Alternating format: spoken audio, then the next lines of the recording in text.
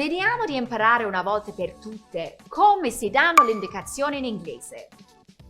Vorrai fare bella figura la prossima volta che sentirai How do I get to the center? Cominciamo con un po' di roleplay. I'm trying to get to the Egyptian Museum. Do you know where it is? E ecco il nostro amico get. Sappiamo che ci sono migliaia di usi di get, ma in questo caso vuol dire arrivare. Quindi, I'm trying to get to, in italiano sarebbe sto cercando di raggiungere. Do you know where it is? Or, do you know where the museum is? È un modo molto semplice per chiedere dove è situato quel posto. Yeah, it's near the cathedral, on the other side of the city walls. Qua abbiamo due indicazioni che ci descrivono dove è il museo in relazione ad altri luoghi. Quindi, it's near è vicino, e on the other side è dall'altra parte di o oltre. And how would I get to it from here? And how would I get to it from here? In inglese usiamo il condizionale come forma di cortesia.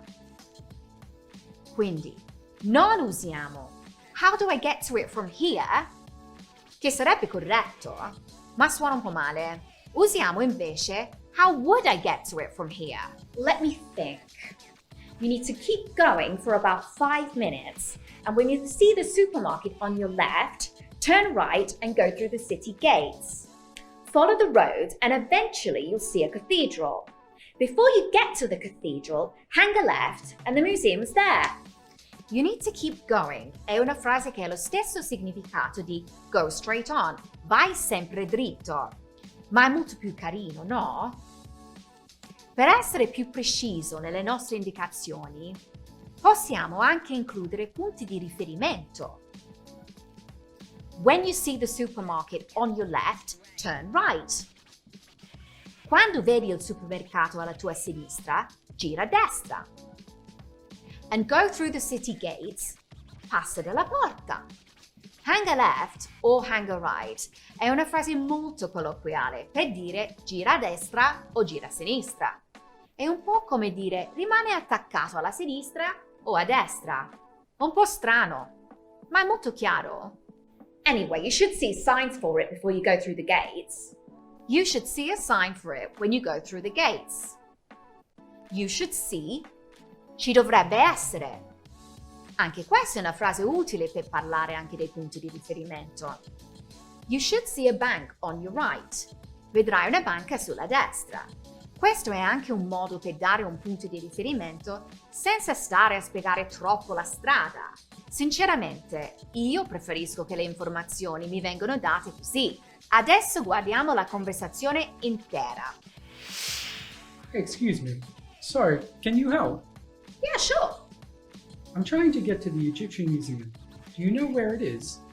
Yeah, it's near the cathedral, on the other side of the city walls. And how would I get to it from here? Let me think.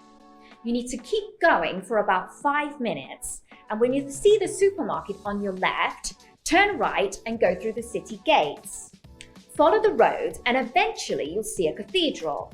Before you get to the cathedral, hang a left and the museum's there. Great. So, go straight, turn right at the supermarket, go through the gate, and turn left just before the cathedral. Yep! Anyway, you should see signs for it before you go through the gates. Thanks for your help. No problem. Adesso, quando qualcuno ti chiede delle indicazioni in inglese, non fare finta di non aver capito. Aiutalo, no? Bene, siamo arrivati in fondo a questo video. Se il video vi è stato utile, faccelo sapere con un like, un thumbs up e segui la nostra pagina per non perderti i prossimi contenuti. Thanks for watching and see you next time!